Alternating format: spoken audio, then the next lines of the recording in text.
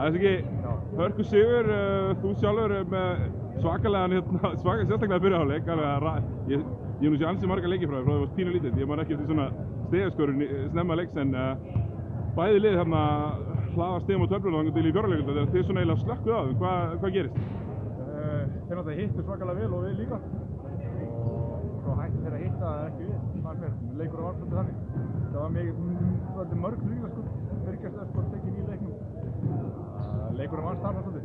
En svo aftur á móti þarf við geta farið fram hjá þeim þegar við vildum. Þannig að við gerum bæði. Já, þið heyrið eitthvað 22 sóknarfráköst gegn einhverjum 8 hjá þeim. Þið nýtið kannski að þið eru með svona aðeins meiri buffundi körfunni heldur en þeir. Já, ég sjálfur kom mér inn í leiki bara með því að tína brust eftir aðra. Þannig að það er mjög þægilegt að koma sér inn í leiknum.